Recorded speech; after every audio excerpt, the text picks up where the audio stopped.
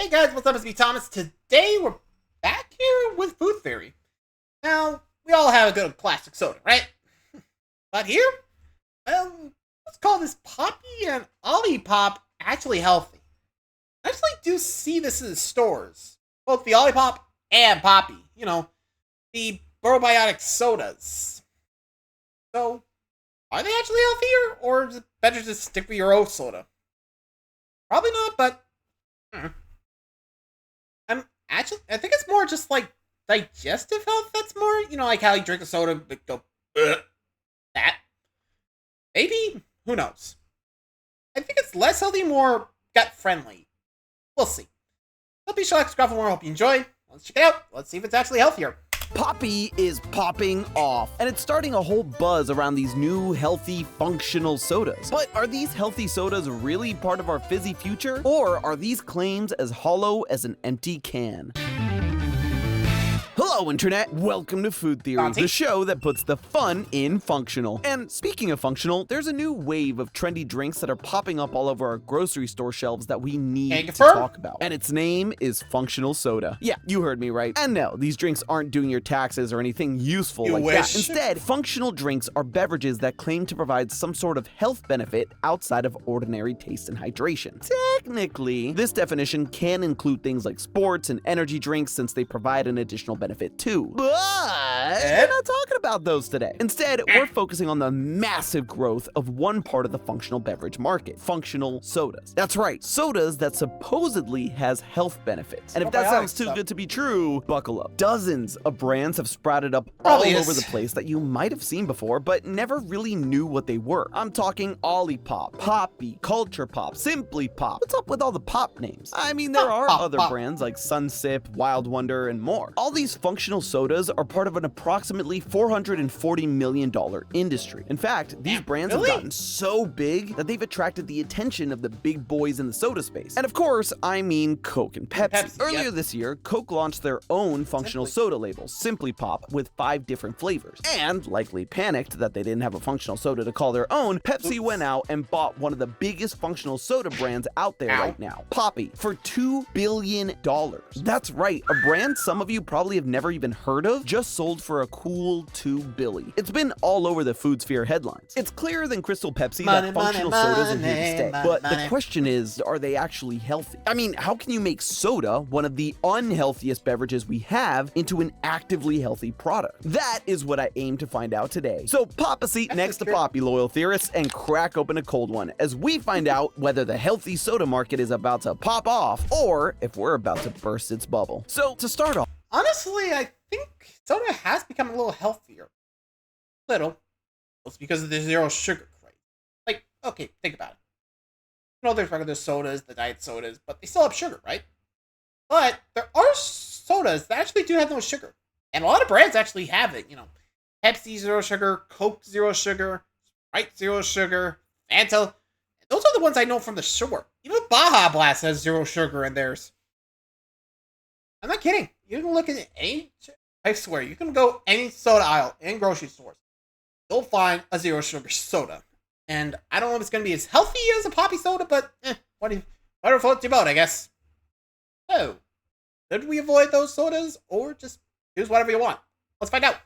How do all these companies claim that their soda is healthy in the first place? Well, for one, they all tend to be pretty low in calories, with calorie counts ranging from around 25 to 50 calories per 12-ounce can. Compare that to a typical can of Coke, and clearly there's a big difference. But low-calorie sodas are not new, and it's not what makes these functional sodas so different. You see, whether it's Poppi or Olipop or any one of the functional sodas on the market, they all claim to help your body in one specific way, improving your digestive health. That's right, it all comes down to your gut, or more specifically, the tiny microbes living in your gut. You see, your gut, but especially your intestines, are filled with microbes, like a lot of microbes. There's estimated to be around 100 trillion, with a T, microscopic organisms living inside your gut at any given time. There's 10 times as many microbes living in your body as there are actual you cells living in your body. That means only 10% of the cells in your body are even yours. So does that even make me Wait, me? Who is me? What is Santi? What's even real anymore? Questions for another time. Where was I? Oh yes, gut bacteria. Collectively, all of these bacteria, fungi, and viruses are known as your gut microbiome. All totaled up, your gut microbiome actually weighs around 4.4 pounds or 2 kilograms. So if you're trying to lose those last few pounds, consider clearing out your gut microbiome. Or alternatively, don't ever do that. Because as it turns out, your gut microbiome is way more important to your overall health than you might have otherwise realized. Despite most of your microbiome being bacteria, something we typically associate with bad things like getting sick, the vast majority of the bacteria who have set up camp inside your tum-tum are actually beneficial. Those good bacteria form a symbiotic relationship with us where we both benefit. We give the bacteria a source of food, and they carry out a variety of processes that make our lives easier. They have enzymes that allow us to break down certain vitamins like B1, B9, B12, and K, which otherwise we wouldn't be able to do. Those bacteria also break down bile our body uses to digest fats, allowing that bile to be recycled. But its biggest function is to break down certain complex carbohydrates and dietary fibers that our digestive system can't ordinarily break down. And by doing this, those bacteria create short-chain fatty acids that, in turn, help strengthen your gut. Thanks, gut microbiome. I don't care if you make me question whether my existence is truly my own. You're nifty. But it's not just our digestive system that's affected by our gut bacteria. Research has shown that a healthy gut microbiome plays a role in your immune system, your heart, and even your mental health. So clearly, maintaining a healthy gut microbiome is important. But like, how the heck can a soda help with that? Two words: probiotics and prebiotics. Probiotics and prebiotics are probably buzzwords you've heard thrown around the food space at some point, likely on something like the packaging of a yogurt. But you may not know exactly what they mean or why they're in your drink. Let's take these terms one at a time. Probiotics help your gut bacteria because they are gut bacteria. Normally, you'd find probiotics in things like yogurt, kefir, and sauerkraut. You can also find them in some of our functional soda brands, namely Culture Pop and Wild Wonder. And more or less, they're made of the same bacteria that are already inside of your gut. The idea being that by consuming the good bacteria in your gut, it should replenish those bacteria numbers and improve overall gut health. I say should because, as it turns out, there's not as much evidence that probiotics are as helpful for the average person as you might think. In fact, the American Gastroenterological Association, the biggest gut nerds there are, say they only recommend patients take probiotics in 3 very specific scenarios. 1, if you're on antibiotics, since those tend to kill your gut bacteria. 2, preterm infants. And 3, those with a specific gastrological condition known as pouchitis, which is a side effect of, again, some very specific surgeries. Oh, and also, looking at the species of microbes the AGA does recommend, the kind found in Wild Wonder and Culture Pop are not among them. Do with that as you will. So while probiotics have shown to be no doubt safe and some do benefit from them, it seems there's no real great evidence that they help healthy people much at all. So instead of probiotics, some GI doctors actually recommend patients add something else to their diet: more fiber, aka prebiotics. Prebiotics, unlike probiotics, are not live bacteria, but rather bacteria food. They're also just way more common in the functional soda space. Basically, every single functional soda on the market talks about their prebiotic ingredients. Prebiotics are a special kind of dietary fiber that we, as humans, are unable to digest. But you know who can and does? Our gut bacteria. Those fibers include inulins, root fibers, and soluble corn fiber. By feeding your gut more of these prebiotic ingredients they love, that actually helps keep your gut microbiome stable and healthy. This is the process of producing those short-chain fatty acids we talked about earlier. The only problem is the average person does not consume nearly enough dietary fiber or prebiotics in a day. The USDA recommends that women under 50 should have around 25 grams of dietary fiber per day and men 38 grams. Unfortunately, the average American only consumes around 10 to 15 grams per day. And for all of you European theorists out there, you're also likely short by about 10 grams. That's a pretty big diff. So it would seem like a good idea. If you wanted to supplement your diet with more fiber, why not get it from a can of sweet-tasting soda? The question is, how many of these functional sodas would you have to drink to close the gap? If you pull up a can of Olipop, one of the biggest functional soda brands, you'll see that one 12-ounce can contains around 9 grams of dietary fiber, which is not bad. That's around the same amount of fiber as a full cup of green peas. That means, assuming you're already consuming around 15 grams of fiber per day, you'd only need around 1 to 2 cans of Olipop to reach that USDA recommended level. But that high level of fiber isn't found in all of the brands. Take Poppi, you know, the one that Pepsi just paid $2 billion for. They only have around 2 to 3 grams of fiber per can, depending on the flavor. That would mean mean that a woman would need to drink 4 to 5 cans a day to close that gap, and men 8 to 12 cans. At 12 cans, that would be around 300 calories, 420 grams of sodium, and around 60 grams of sugar. Plus, let's face it, no one's drinking 12 cans in a day. So yeah,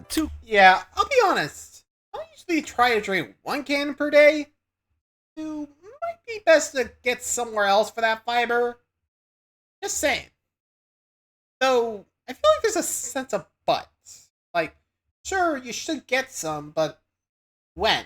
Like, remember, with probiotics, those were specified. Like, I'm not sure how much you can have of too much. That I'm curious on. Anyway. 2 grams of fiber per can is pretty minuscule, especially when you compare it to some of the other brands like Olipop. It's kind of messed up that Poppi is out here praising its prebiotic benefits when it has so few prebiotics in it. And you know who else thought so? Consumers! That's why in May of last year, Poppi was hit with a class action lawsuit by customers for false advertising. The defendants claimed, as we just showed you, that the amount of prebiotics in a can of Poppi is way too low to generate any real gut benefit. And if you drink multiple cans to make up the difference, all the supposed health benefits will be negated by the elevated sugar levels. Keep in mind, this lawsuit started before Pepsi bought Poppi. So Pepsi saw they were getting sued for false advertising and was like, not a deal breaker. And what do you know? The day after Pepsi acquired the functional soda brand, Poppi agreed to settle the case for $8.9 million. That's chump change compared to what Pepsi was paying for the whole brand. But that does mean if you have bought a Poppi anytime since January of 2020, you might be entitled to some compensation. Yeah, a very small one. $10 tops for most people. But paying out a multi-million-dollar settlement for false advertising isn't the only thing that separates Poppi from its competitors, because Poppi also has a secret ingredient. You see, before Poppi was getting bought out for billions or being the focus of a super funny educational YouTube food series, subscribe by the way, Poppi appeared on a TV show you might have heard of called Shark Tank. But it looked a little bit different than the company we know today. Mother Beverage. Mother Beverage that's is the an same all-natural thing? sparkling probiotic drink made with organic fruits and herbs and most Wait. importantly, That's the actual vinegar. same That's right. thing? Before Poppi was, well, Poppi, it was called Mother, named after the collection of microbes that are used to make vinegar, the mother. And we know some of these microbes must have been in the original recipe. Why? Well, if you zoom in on the bottle of the Shark Tank episode, Probiotic, you can see that it says probiotic, which, if you remember from earlier, means it contains live bacteria. And if you search online for the Mother nutrition label, you can see that it used to contain no dietary fiber and no prebiotic ingredients. The major selling point was its apple cider vinegar. If you could all join me in a communal down in the comments for this, I would greatly appreciate it. I mean, just look at Mark Cuban's reaction to trying it. Lime ginger, That's the face of a man who's not even pretending to like that drink. Why would you ever put apple cider vinegar in your drink you expect people to, you know, drink? Well, apple cider vinegar, or ACV as the cool hipsters out in LA call it, is one of those things that often gets brought up in certain circles as basically a cure for everything. Some say it can help refine complexion, aid digestion, lower cholesterol, promote weight loss, detoxify, stabilize blood sugar levels, and even boost energy.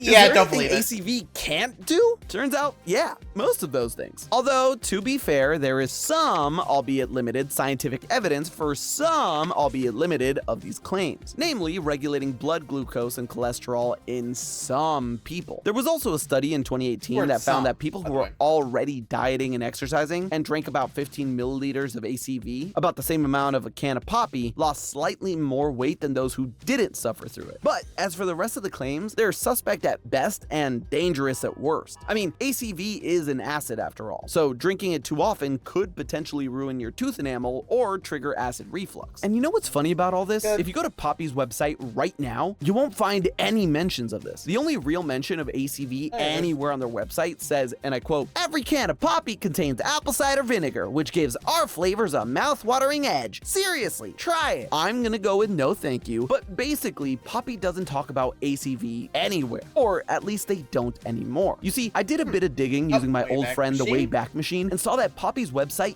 used to claim way more benefits from ACV, including the ones that aren't backed by science. But sometime around 2023 or 2024, they completely scrapped all of this from their site and changed it to just talking about its unique flavor. Their TikToks from around the same time were also gassing up the benefits of ACV and their product in general. And all of this was in contrast to what its founder, Allison Ellsworth, had said. In an interview interview once, she said when referring to the benefits of ACV that Poppi isn't toting a bunch of claims because there's not a ton of studies backing those claims up. But as she was saying this, Poppi's website was making all of these claims, and they probably stopped to avoid getting sued, even though they ended up getting sued anyway. And so ultimately, what we're left with is an industry of functional sodas that make a lot of promising health claims, but there's a pretty big disparity between all these companies and just how true those claims are. Take Poppi. It's a company that started off as a low-calorie drink with apple cider vinegar that praised its benefits. But then, due to a lack of real evidence for those benefits, they slowly backed away from the claims and instead started focusing their branding on the prebiotic ingredients in their drink. But again, there wasn't enough prebiotics in their soda, so they were sued for false advertising. So in the end, what's Poppi good for? A low-calorie soda with some fiber and apple cider vinegar that might do something? And that's kind of the biggest bummer I took away from researching for this episode. I had to comb through countless scientific papers, lawsuits, marketing materials to find out the truth about what these sodas are all about. This is my job, and it still took me so much time. How can consumers ever be expected to know what's true and what's not? And in the case of Poppi, despite being sued, they were still bought by Pepsi for $2 billion because of the amount of money that they're bringing in the market right now. Look, there's a collective desire among consumers nowadays to take healthy eating way more seriously than we ever have before. But with that desire to be healthier, there's also going to be a wave of companies that are looking to cash in on that and promise you a cure for your ailments. Sometimes those claims are backed up by scientific research, but most times those benefits are over-exaggerated, or they're based on little evidence, or just straight up untrue. But they bank on people hearing the health buzzwords and whipping out their wallets, thinking that this actually not so healthy thing will be the answer to their health journey. Sure, they have less sugar than say a regular Pepsi, but someone convinced that Poppi or some other functional soda is healthy might end up chugging more than one and making up for that difference in sugar and calories. The success of Poppi and the money it's bringing in for Pepsi might encourage these other brands to start throwing around these terms like prebiotic and probiotic, all while charging you more than double what regular sodas do. Even the diet ones that don't have any sugar. That's not to say it isn't a good middle ground if you're not a fan of diet and don't want to overload on sugar, but the premium price tag for a bunch of false promises sets up a bad precedent that other companies will follow, taking advantage of us, the average consumer, looking to be a bit healthier in our diet. But hey, that's just a theory. A food theory. Buen provecho. And hey, if you want to see a company act— honestly, I think if you ask me, it's more of a I lost what I was gonna say. It's like something along the lines. I mean, there are options, so you could just skip the soda or something. You know? And I'm just saying, whatever works your boat, whatever. You know, whether you want it regular, diet, zero sugar, or one of the Poppi Olipop stuff, let me know. But whatever drink you like. Okay, no, just have one a day. That's it. Right? Hey, you. Thanks for watching. See ya.